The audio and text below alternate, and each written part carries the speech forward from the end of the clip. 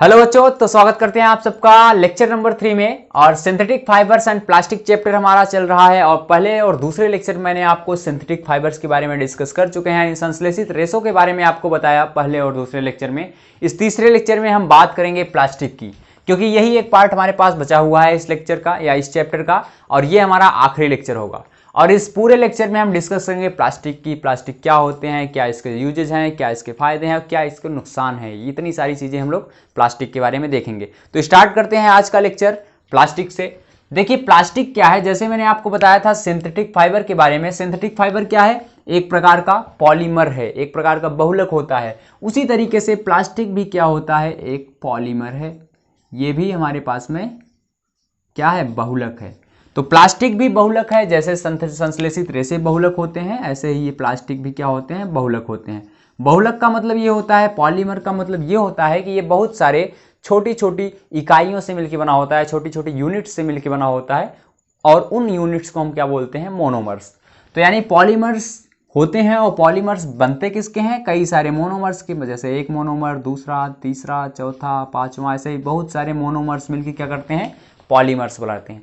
अब ये मोनोमर्स जिस तरह का होगा उस तरह का प्लास्टिक बनेगा। जैसे अगर मान लो किसी मोनोमर का नाम ए है और कई सारे ए मोनोमर्स मिलके पॉलीमर बनाते हैं, तो वो प्लास्टिक अलग तरह का होगा। बी टाइप का मोनोमर है तो वो प्लास्टिक अलग तरह का होगा। सी टाइप का है तो अलग होगा। हो सकता है एक मोनोमर ए का हो, एक बी का हो, एक सी का हो, तो वो अलग तरह का प्लास्टिक बनेगा। यानी प्लास्टिक जो है हमारे पास में एक बहुलक हुआ करता है, और ये मानव निर्मित ये भी है। ठीक है, प्लास्टिक क्या है? मानव निर्मित है, इसको मनुष्य द्वारा बनाया गया है। और ये बहुत सारे मोनोमर्स से मिलके यानी एकलक से मिलके बना हुआ होता है। तो इतनी चीजें आपको क्लियर होनी चाहिए कि सिंथेटिक फाइबर और प्लास्टिक दोनों चीजें क्या हैं? पॉलीमर हैं। अब पॉलीमर क्या किसका हो सकता है? जिस तरह का प्लास्टिक होगा उस तरह का मोनोमर उसका होगा। जैसे एक बहुत ही अच्छा एग्जाम्पल अगर हम बात करते हैं कि पॉलीथीन आपने देखा है, ठीक है, अपने आसपास पॉलीथीन का तो सबसे ज़्यादा उपयोग हो रहा है इस समय, जो कि बहुत गलत बात है। अभी हम देखते हैं पॉलीथीन के बारे में। देखिए जो पॉलीथीन है ये क्या है? ये भी एक प्रकार का प्लास्टिक है। पॉलीथीन जिसमें हमारे कैरी बैग वगैरह टाइप का पॉलीथीन, किसी भी तरह का पॉलीथीन हम जो कि हम लोग रेगुलर अपने डेली लाइफ में क्या करते हैं? यूज करते रहते हैं। तो वो जो पॉलीथीन होता है वो क्या है? एक प्रकार का प्लास्टिक है। उसको हम डायरेक्ट प्लास्टिक की थैली भी बोल सकते हैं या पॉलीथीन बोल सकते हैं। पॉलीथीन क्या है? उसका केमिकल नेम है। अब देखिए पॉलीथीन है क्या? पॉली का मतलब मैंने आपको पहले ही बताया है मैनी, और थीन का मतलब यहाँ पे इथीन से लिया गया है। ठीक है, पॉली एथीन भी इसको बोलते हैं, चाहे आप पॉलीथीन सीधा बोलिए। यानी कई सारे एथीन के मॉलिक्यूल्स, ठीक है, जैसे मान लो एथीन, एक दूसरा एथीन, एक तीसरा एथीन। ऐसे ही एथीन क्या है? यहाँ पे एथीन है मोनोमर, एकलक है, एक छोटी छोटी इकाइयाँ हैं। और कई सारे एथीन्स मिलके क्या बनाएंगे? पॉलीथीन। यहाँ मैंने 3 ही लिखा है, 3 नहीं बहुत सारे, ठीक है, हजारों लाखों। तो हजारों लाखों हमारे पास में एथीन के मॉलिक्यूल मिलते हैं, तो इसी को हम बोलते हैं पॉलीएथीन। ठीक है, इसको ऐसे बोल सकते हैं पॉलीएथीन। तो चाहे आप पॉलीएथीन बोलिए या शॉर्ट में इसको हम पॉलीथीन भी बोलते हैं। तो ये हमारे पास क्या होता है? पॉलीथीन, जो कि एक प्रकार का प्लास्टिक है। और किन का अगर आपसे पूछा जाता है पॉलीथीन का मोनोमर क्या होता है, तो पॉलीथीन का मोनोमर क्या है? एथीन है। यानी कई सारे एथीन मोनोमर्स मिलके पॉलीथीन बनाते हैं, और पॉलीथीन क्या है? एक हमारे पास पॉलीमर है। तो आपको याद रखना है पॉलीमर और मोनोमर में डिफरेंस। ये तो मैं आपको एक तरह का प्लास्टिक बताया, ऐसे ही कई तरह के प्लास्टिक्स होते हैं और हम अपने दैनिक जीवन में उनका उपयोग करते रहते हैं। तो इसको रेज करते हैं और आगे डिस्कस करते हैं कि आखिर ये प्लास्टिक कितने तरह का होता है।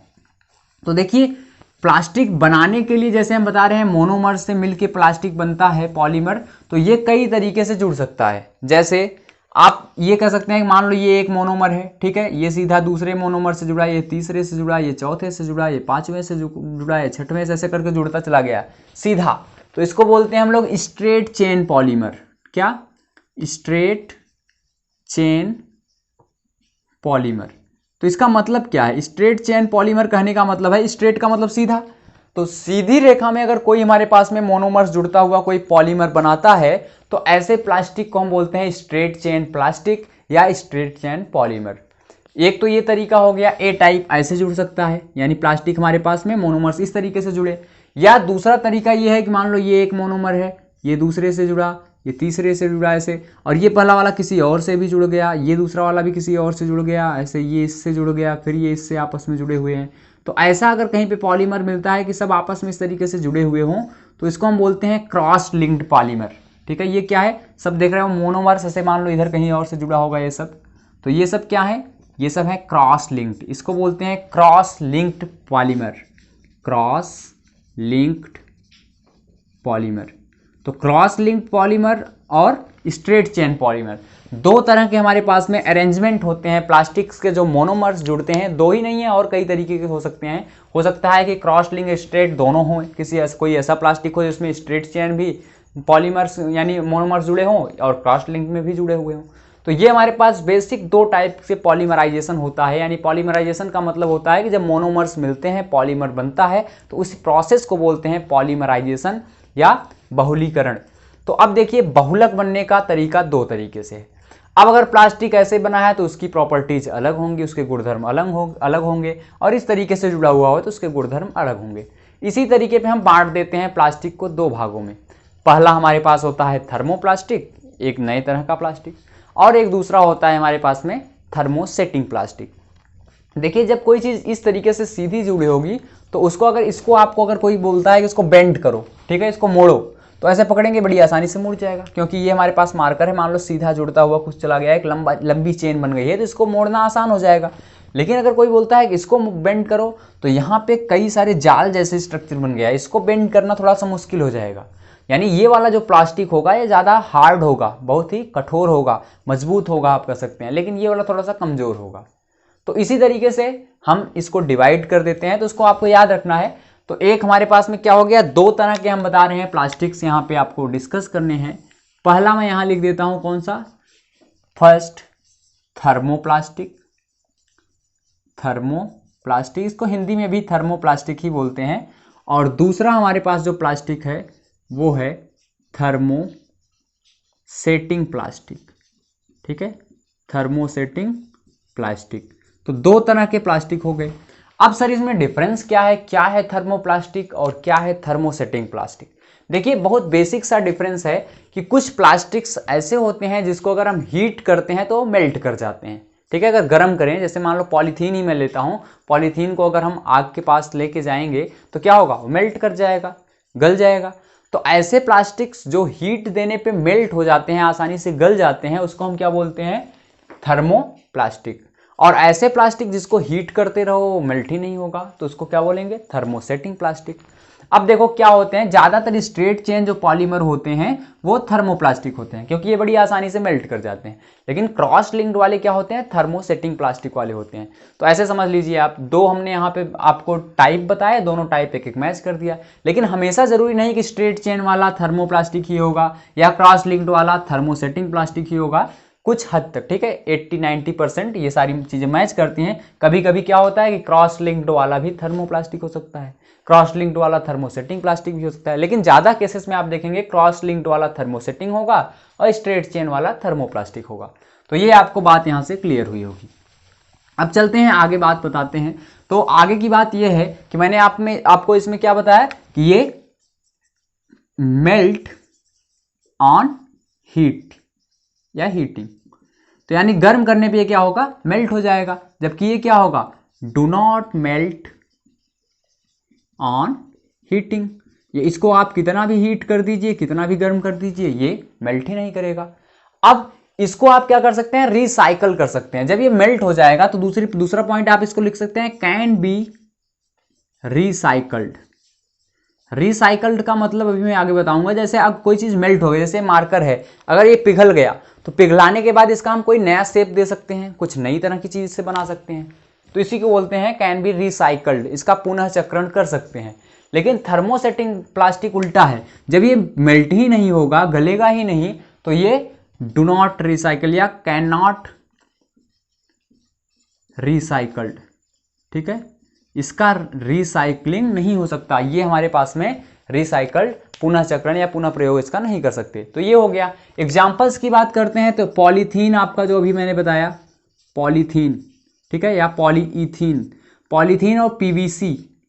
पीवीसी का फुल फॉर्म है पॉलीविनाइल क्लोराइड।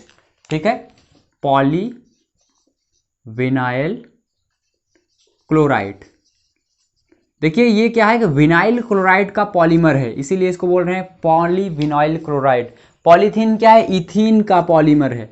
तो आगे जो लिखा होता है वो पॉली किसी शब्द लगा है तो इसका मतलब उसका वो पॉलीमर है। तो पीवीसी और पॉलीथीन क्या है हमारे पास, थर्मोप्लास्टिक है। पॉलीथीन आपको पता ही है आसानी से मेल्ट होता है। थर्मोसेटिंग प्लास्टिक का अगर मैं एग्जांपल यहाँ पे बात करूँ तो कई सारे एग्जांपल हैं, लेकिन दो महत्वपूर्ण एग्जांपल जो आपकी एनसीईआरटी में डिस्कस किया हुआ है, एक है बेकेलाइट और दूसरा है मेलामाइन। क्या है, मेलामाइन। तो दो एग्जांपल आपको याद रखने हैं, एक बेकेलाइट का, एक मेलामाइन का। दोनों क्या है, थर्मोसेटिंग प्लास्टिक हैं। तो अब डिस्कस करते हैं थोड़ी सी पॉलीथीन के बारे में। देखिए पॉलीथीन क्या है, बहुत ही सॉफ्ट हुआ करता है। आप ये भी कह सकते हैं थर्मोप्लास्टिक जो होते हैं सॉफ्ट होते हैं, थर्मोसेटिंग प्लास्टिक जो होते हैं हार्ड होते हैं। तो पीवीसी भी, पीवीसी क्या है, पॉलीविनाइल क्लोराइड है। इसकी पाइप वगैरह बनाई जाती हैं। आपने देखा होगा सबमर्सिबल अगर आपके घर कभी लगा हो तो सबमर्सिबल में जो पाइप यूज होता है, या आपके घरों में अगर कोई पाइप जिससे पानी वगैरह आता है, वो सब क्या होता है, वो सब पीवीसी का बना होता है। कहीं कहीं पॉलीथीन का यूज होता है, कहीं कहीं पीवीसी का। तो पीवीसी का बेसिक रोल होता है पाइप बनाने में, ठीक है। वो पाइप आसानी से मेल्ट कर जाता है। और पॉलीथीन तो आप देख ही रहे हैं, हमेशा यूज करते हैं। तो ये सारी चीजें, ये मार्कर क्या है, इस मार्कर को अगर मेल्ट करेंगे तो ये आसानी से पिघल जाएगा। इसका मतलब ये मार्कर भी क्या है, थर्मोप्लास्टिक है, थर्मोसेटिंग नहीं है। जबकि इधर बात करते हैं बेकेलाइट का, मेलामाइन का, इनको कितना भी मेल्ट कीजिए आप, ये पिघलने वाले नहीं है। तो बेकेलाइट का बड़ा अच्छा एग्जांपल होता है कौन सा, आप देखेंगे हैंडल्स जो होते हैं यूटेंसिल्स, जैसे कुकर का हैंडल आप पीछे देखोगे ब्लैक कलर का होता है, और ज्यादातर बेकेलाइट ब्लैक कलर की होते हैं, व्हाइट भी होते हैं लेकिन ब्लैक ज्यादा आपको देखने को मिलेगा।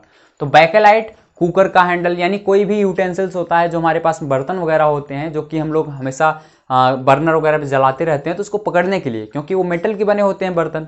अगर मेटल क्या होता है, हीट या इलेक्ट्रिसिटी का अच्छा कंडक्टर होता है, लेकिन बेकेलाइट क्या होता है, या थर्मोसेटिंग प्लास्टिक जो होते हैं ना, इनमें भी बेकेलाइट ये बैड कंडक्टर या इंसुलेटर बोल सकते हैं। बैड कंडक्टर लिखने से अच्छा मैं लिख सकता हूं इंसुलेटर, ठीक है, insulator toward heat and electricity, ठीक है। यानी ये क्या करते हैं कि अगर हमारे पास उष्मा है, हीट है या विद्युत है, उसका बहुत ही खराब चालक होता है, या कह सकते हो अचालक होता है। ये इसको एक, जैसे कि चालक और अचालक में आपको अंतर समझ में आना चाहिए। पहले देखिए, अगर मान लो ये मार्कर की बात करते हैं, अगर मैं इसको इधर से गर्म करूं, ठीक है, और ये इधर गर्म हो जाए, तो इसको बोलते हैं, यानी यहां से हीट क्या हो गया, यहां से यहां पहुंच गया इस साइड, तो इसको हम बोलते हैं कंडक्टर या चालक। और अगर यही नहीं हुआ तो इसको बोलते हैं इंसुलेटर या अचालक। तो ये क्या होते हैं, प्लास्टिक्स जो भी होते हैं, प्लास्टिक जितने भी होते हैं, वो क्या होते हैं, हीट का तो ये हमारे पास कंडक्टर होता है थर्मोप्लास्टिक, लेकिन थर्मोसेटिंग प्लास्टिक ऐसा होता है, वो हीट, आप इधर गर्म कर रहे हैं, इधर गर्म नहीं होगा। आप इधर से करंट फ्लो कराना चाहते हैं, तार वगैरह टच करते हैं, आप यहां टच करेंगे तो नहीं करंट पास करेगा। तो इसको बोलते हैं हम लोग इंसुलेटर, यानी विद्युत का और उष्मा का अचालक होता है या कुचालक होता है। कौन, बेकेलाइट। तो इसीलिए इसका यूज हम दो ही जगह करते हैं, जहां पे हीट को हमको रोकना हो या इलेक्ट्रिसिटी को रोकना हो। जैसे अब मैं कह रहा हूं कुकर का हैंडल जो होता है, तो कुकर का हैंडल क्या होता है, पीछे की साइड बेकेलाइट लगा होता है।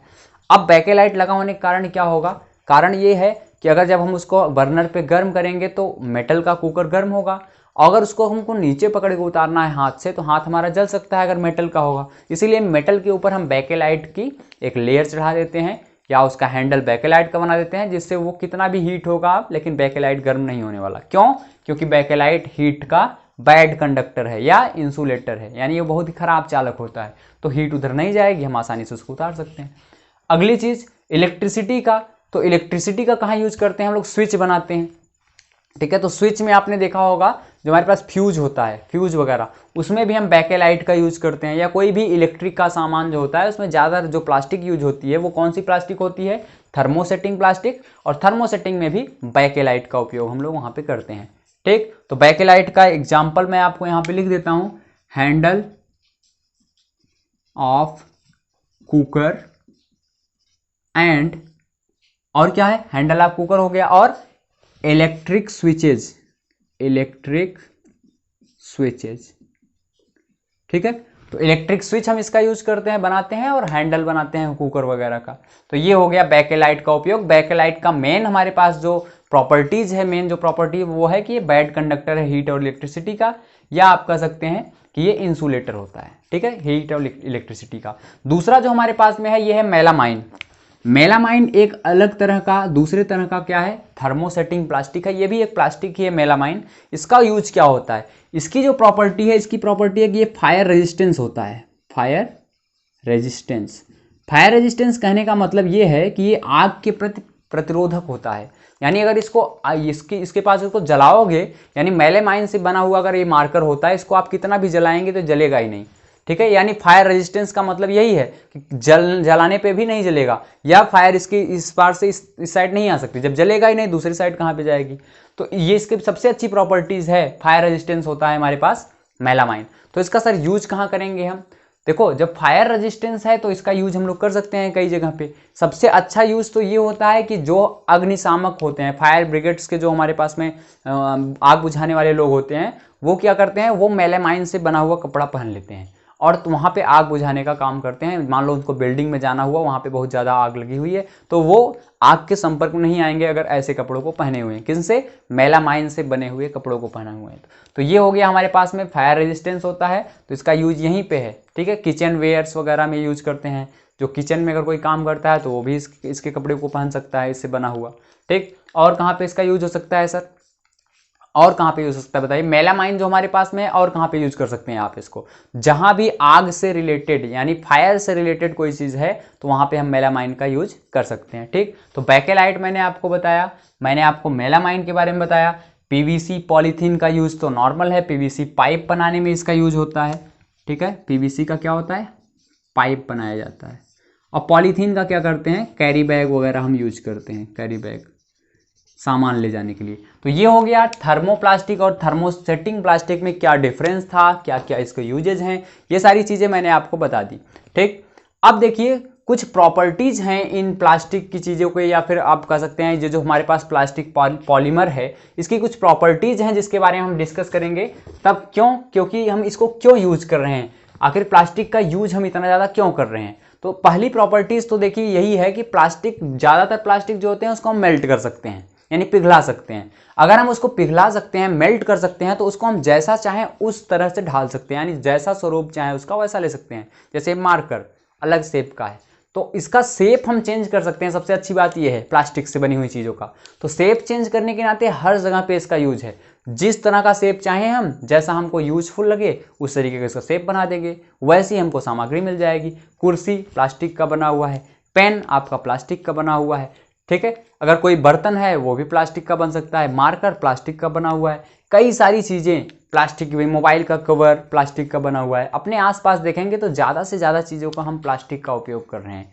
तो प्लास्टिक का उपयोग ज़्यादा इसीलिए हो रहा है क्योंकि इसको हम जिस तरीके से चाहते हैं उस तरीके से इसको बदल सकते हैं, उस तरीके का हम इसको आकार दे सकते हैं। अब देखिए कुछ प्रॉपर्टीज़ मैं यहाँ पे लिखता हूँ, किसकी प्रॉपर्टीज़ हैं ये हमारे पास, ये प्रॉपर्टीज़ हैं प्लास्टिक की, कि क्या क्या प्रॉपर्टीज हैं जिसके कारण हम इसका यूज कर रहे हैं।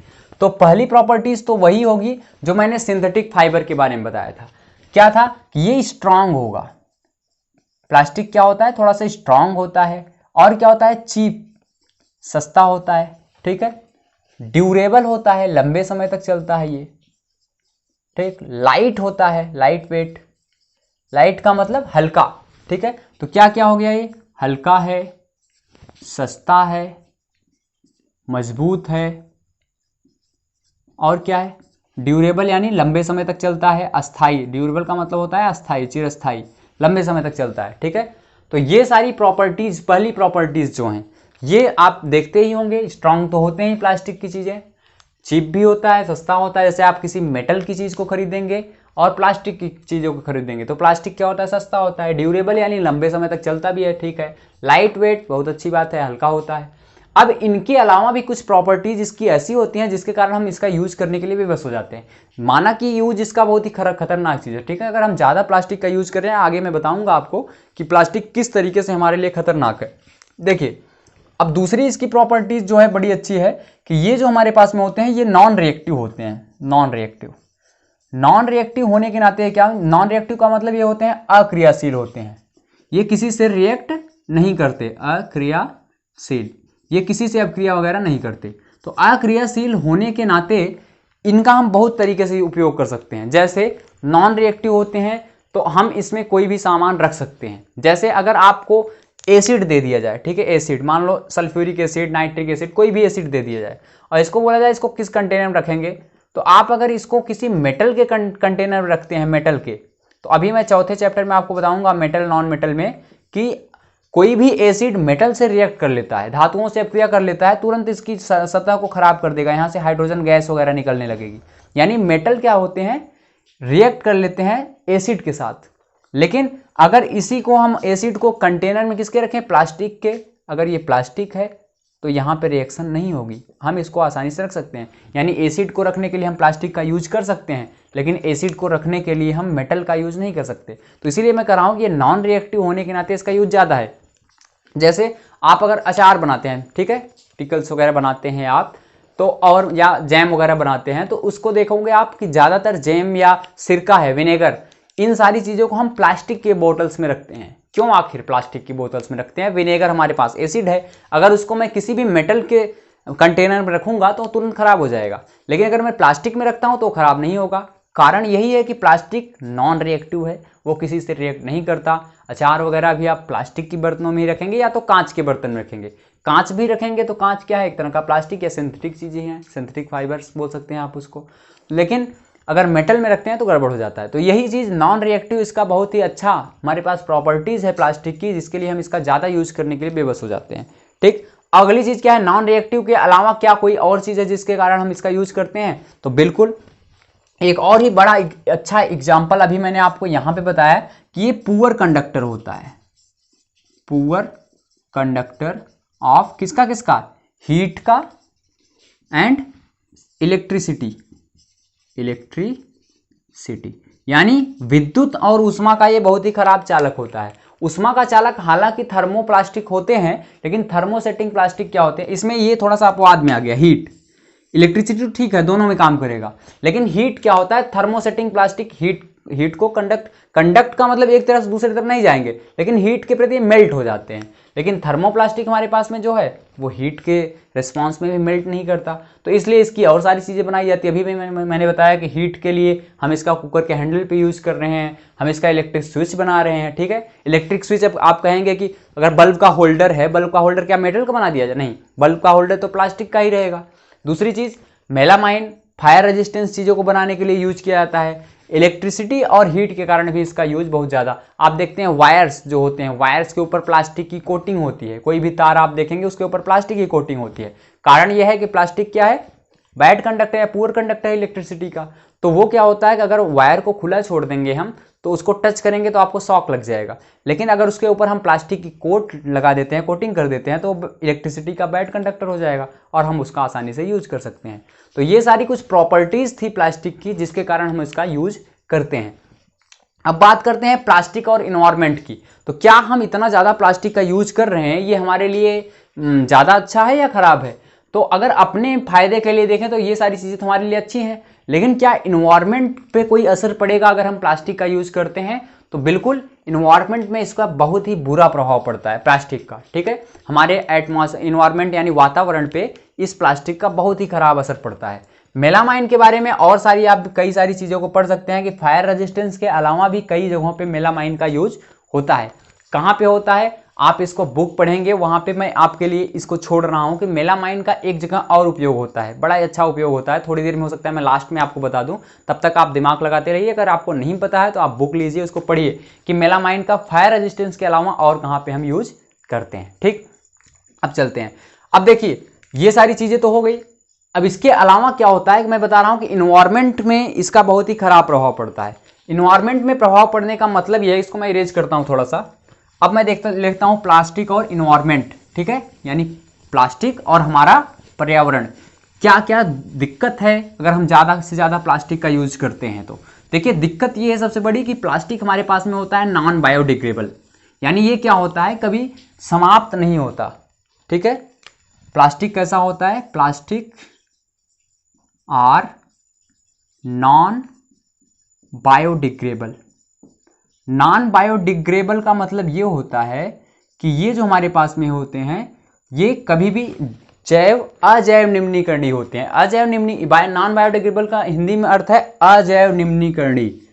अजैव निम्नीकरणीय, इसको मैंने आपको सेकंड चैप्टर में बताया था माइक्रो ऑर्गेनिज्म फ्रेंड एंड फो में। वहां मैंने आपको एक चीज बताई थी कि जो भी सब्सटेंस हमारे आसपास होते हैं दो तरह के होते हैं, एक होता है बायोडिग्रेडेबल, ठीक है, एक है बायोडिग्रेडेबल। बायोडिग्रेडेबल का मतलब होता है जैव निम्नीकरणीय। इसका मतलब यह है कि कुछ पदार्थ ऐसे होते हैं जिसको हम लोग किसके द्वारा, बैक्टीरिया या फंगस के द्वारा हम डीकंपोज कर सकते हैं। यानी बैक्टीरिया, दो माइक्रो ऑर्गेनिज्म थे हमारे पास में, बैक्टीरिया एंड फंगस। ये क्या करते हैं, ये करते हैं काम डीकंपोजिशन का, डीकंपोजिशन, या इसको बोल सकते हैं ये डीकंपोजर हैं, विघटन करता है, विघटन करता। विघटन करता कहने का मतलब ये है कि ये किसी भी चीज को, अगर कोई भी पदार्थ ऐसा है जो कि बायोडिग्रेडेबल है, उसको ये क्या करते हैं, डिग्रेड कर देते हैं, क्षयित कर देते हैं, यानी उसको नष्ट करके फिर से मिट्टी में मिला देते हैं। लेकिन कुछ पदार्थ ऐसे होते हैं जो नॉन बायोडिग्रेडेबल होते हैं, जो अजैव निम्नीकरणीय होते हैं, यानी उसको बैक्टीरिया और फंगस के द्वारा डीकंपोज नहीं किया जा सकता। तो प्लास्टिक भी एक ऐसा ही है, जैसे कांच कभी भी डीकंपोज नहीं होता। प्लास्टिक की चीज़ों को अगर आप कहीं भी रख देते हैं तो खराब ही नहीं होगा, यानी उस पर बैक्टीरिया और फंगस ग्रो ही नहीं करेंगे, और जब बैक्टीरिया और फंगस ग्रो नहीं करेंगे तो उसका डीकंपोजिशन नहीं होगा। इस प्लास्टिक को अगर आप जमीन के अंदर 10 साल के लिए गाड़ देते हैं फिर भी ये ऐसा कि ऐसा ही रहेगा, खराब नहीं होने वाला। और वहीं बायोडिग्रेडेबल चीज़ें ज़्यादातर प्लांट और एनिमल से भी रिलेटेड होती हैं, उसमें कोई सिंथेटिक चीज़ नहीं है। कोई भी प्लांट, कोई भी एनिमल बायोडिग्रेडेबल होता है। लेकिन जहां शब्द आ जाता है सिंथेटिक, मानव निर्मित, आदमी ने अगर किसी चीज को बनाया हुआ है तो वो जरूरी नहीं है बायोडिग्रेडेबल हो। वो ज्यादातर जो आदमी द्वारा बनाई गई चीजें होती हैं वो नॉन बायोडिग्रेडेबल होती हैं, ठीक, इसको याद रखिएगा आप। तो उसी तरीके से प्लास्टिक भी आदमी के द्वारा बनाया गया, मैन मेड है, सिंथेटिक है, तो ये भी क्या होता है, नॉन बायोडिग्रेडेबल होता है। आपने देखा भी होगा कहीं पे खुदाई होती है तो अगर मिट्टी के नीचे सभी चीज़ें, तो एकदम से आपको कुछ भी नहीं दिखाई देगा। जैसे कोई प्लांट पौधा मर गया तो क्या होता है, कुछ समय बाद डिग्रेड कर जाता है, मिट्टी मिल जाता है। लेकिन वहीं एक पॉलीथीन आप रखे रहिए, 20 साल बाद, 25 साल बाद, 30 साल बाद भी अगर खुदाई होगी तो वो पॉलीथीन वैसा का वैसा ही निकलेगा। जो कि पॉलीथीन क्या है, थर्मोप्लास्टिक है। थर्मोप्लास्टिक जल्दी नहीं खत्म होते, थर्मोसेटिंग की तो बात ही छोड़ दो। थर्मोसेटिंग तो पता नहीं कितने हजारों लाखों सालों तक वैसे के वैसे रहेंगे। यानी कुकर का जो हमारे पास हैंडल की बात चल रही थी, कुकर का हैंडल आप जमीन के अंदर गाड़ दीजिए, पता नहीं 1000 साल 2000 साल बाद भी वो वैसा का वैसा ही रहेगा। अब पॉलीथीन तो थर्मोसेटिंग प्लास्टिक है, बहुत ही पतली हुआ करती है, तो पॉलीथीन भी इतनी आसानी से खत्म नहीं हुआ करती। अब जब ये नॉन बायोडिग्रेडेबल है, इसीलिए इन्वायरमेंट को हमारे लिए क्या कर रही है, इन्वायरमेंट में हमारे लिए फ्रेंडली नहीं, इन्वायरमेंटल को बहुत ज़्यादा नुकसान पहुंचा रही है। नुकसान इसलिए क्योंकि हम इसका यूज कर रहे हैं, इन्वायरमेंट में फेंक दे रहे हैं। अब जब फेंक देंगे तो क्या होगा, कुछ समय में जगह जगह सब जगह प्लास्टिक ही प्लास्टिक होगा। इसको जलाएंगे आप तब भी नुकसान है, फेंक देंगे फिर भी नुकसान है। यानी ये तीनों तरह का पॉल्यूशन करता है। लास्ट चैप्टर है पॉल्यूशन, वहां पे मैं आपको बताऊंगा प्रदूषण में। जैसे अगर आप प्लास्टिक को जला देंगे तो जहरीली गैसें निकलेंगी जो हमारे एटमॉस्फेयर को, हमारे क्या करेंगी, वायुमंडल को विषैली बना देंगी।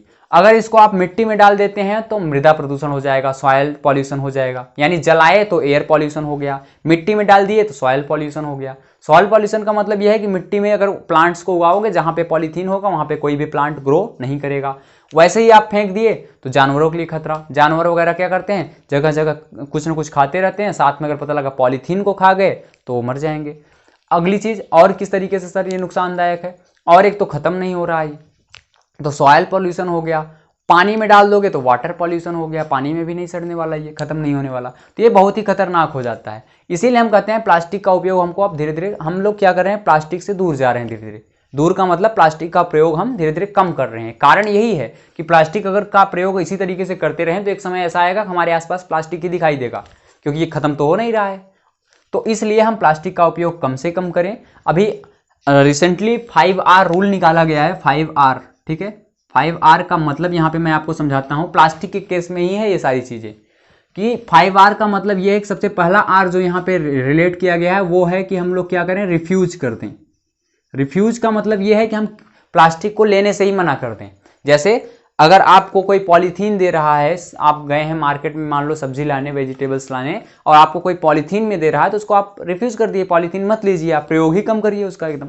ठीक है, जब रिफ्यूज कर देंगे यानी आपको क्या करना है, आपके अपने घर से कॉटन का बैग या कागज वगैरह का जो हमारे पास में बैग है उसको लेके जाना है, उसमें सामान को लाना है।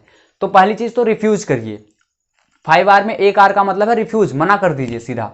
और दूसरी चीज है हमारे पास में, रिफ्यूज का मतलब क्या है, मना करना, मना करना। दूसरा R का मतलब यहां पे है कि हम रिड्यूस कर दें। अगर हम क्या कर सकते हैं कि अगर हम रिड्यूस का मतलब यह है कि यहां पे कम करना, प्रयोग कम करें। ठीक है, कम प्रयोग या कम करना, इसका मतलब यह है कि अगर आप मना नहीं कर सकते तो आप प्रयोग कम से कम करिए। अगर मान लो आप पॉलीथीन के बिना आप नहीं चल सकते हैं, पॉलीथीन हर जगह आपके लिए जरूरी है, तो उसका प्रयोग कम से कम तो कर दो। यानी रिफ्यूज नहीं कर सकते तो रिड्यूस करो। ठीक, रिड्यूस नहीं कर सकते आप तो उसको फिर रीयूज करो। ठीक है, रीयूज करो। तो 3 4 5 R भी मैं लिखता हूं। रीयूज का मतलब हम क्या करें, पुनः प्रयोग करें उसका, फिर से प्रयोग करो। ठीक, अगर फिर से प्रयोग नहीं कर सकते तो उसको रिकवर करो। ठीक है, रिकवर, रिकवर के बाद फिर इसको हम रिसाइकल करेंगे। तो ये 5 R का मतलब है। रिकवर का मतलब हमारे पास क्या होता है, पुनः प्राप्त करना, पुनः प्राप्त करना। और रिसाइकल का मतलब होता है पुनः चक्रण करना, पुनः चक्रण करना। तो ये 5 R हैं। पांचों का मतलब आप समझिए कि हम सबसे पहले क्या करें, प्लास्टिक को मना कर दें, लेने से ही मना कर दें, प्लास्टिक का उपयोग कम से कम कर दें। दूसरे R का मतलब है रिड्यूस। रिड्यूस का मतलब होता है कि हम उसके प्रयोग को कम कर दें। ठीक है, प्रयोग को कम कर दिया, उससे भी काम नहीं चल रहा है तो आप रीयूज करिए। अब मान लो प्रयोग आप कर ही रहे हैं, पॉलीथीन लाए या कोई भी प्लास्टिक का सामान लाए, प्लास्टिक एक थैला लाया आपने और उसका प्रयोग आप कम से कम कर रहे हैं। एक ही थैला लिए हैं, उसको 10 बार लेके जा रहे हैं मार्केट, वो सही है, बहुत अच्छी बात है। अब उसको अगर वो कहीं से डैमेज हो गया, उसका बार बार यूज करिए आप। ठीक है, रिड्यूस कम किए, उसके बाद फिर क्या करें, रीयूज करना है, बार बार उपयोग करो उसको। एक बार नहीं 10 बार जाओ मार्केट तो वही लेके जाओ, फेंकना नहीं है उसको। फिर से मान लो ले जाते वो कहीं से डैमेज हो गया, फट गया, फटने के बाद क्या करना है, उसको रिकवर करना है। जैसे अभी कोविड का केस चल रहा है तो आप देखते हैं, कहते हैं रिकवरी रेट बहुत ज्यादा हो गई है। रिकवर का मतलब जो कोविड का पेशेंट था, वो जो डैमेज हो चुका था, वो फिर से रिकवर हो गया, यानी फिर से अच्छा हो गया है। तो हमको क्या करना है कि प्लास्टिक को भी रिकवर करना है।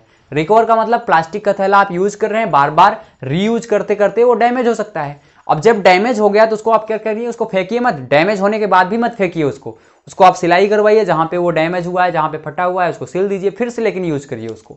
तो रिकवर करने का मतलब ये है कि उसको अगर फट गया है तो उसको फिर से सही कर लीजिए। ठीक है, या कुछ डैमेज हो गया उसमें तो फिर से सही कर लीजिए। तो ये हो गया रिकवर।